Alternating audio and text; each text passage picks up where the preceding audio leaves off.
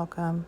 Today I'm going to make this old school mantle clock using pigment paste. So the first one is this Ocean Blue by Colorberry. I'm also going to mix in a little bit of mica.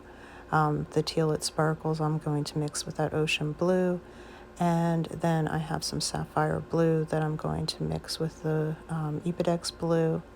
And then I have this Havana bronze, which I'm not mixing with any pigment paste.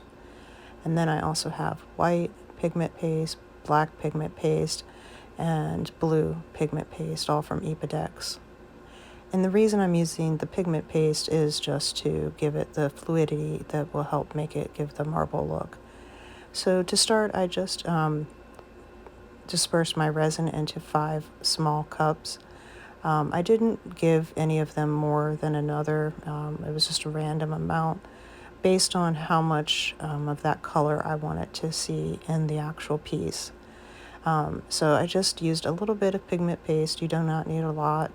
And I just did the 5 colors. Once I had all of those mixed, I then got 2 different cups, and I started with a base of white on one and black on another. And then I just randomly poured the pigments that I had actually made into the cups. Think of it kind of like a dirty pour.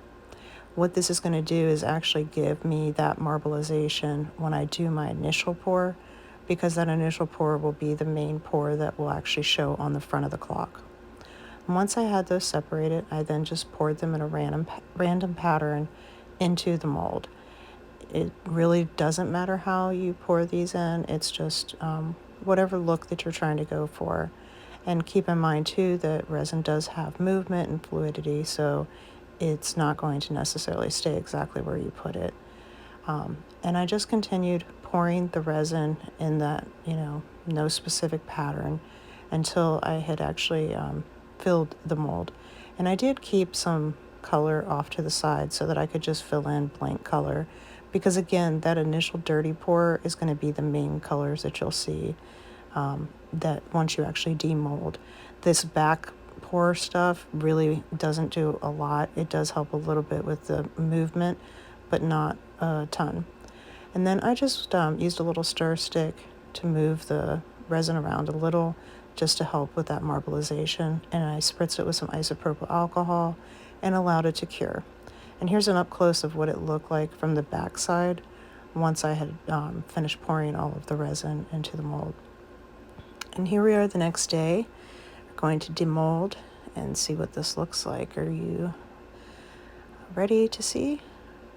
Here we go. This turned out exactly how I wanted it to, which is shocking. That normally isn't the case. I love it. I love exactly how the color placement was and the colors and the vibrancy of them and so forth. Love it. I hope you do too. Next, it actually took me a minute to figure out how to put these pins in, so I wanted to do it up close so that anybody else doing this would know where they go, and you only need 2. I'm pretty sure it came with 3. Kind of confused me for a moment. But you just want to put a battery in that, and then it just slips right in if you push these little 2 pins down and then push it in. And it's as simple as that, and now you have one of these old school mantle clocks, and it does stand up on its own. I hope you enjoyed the video. Please don't forget to like, subscribe, share, and press the bell to be alerted to future videos.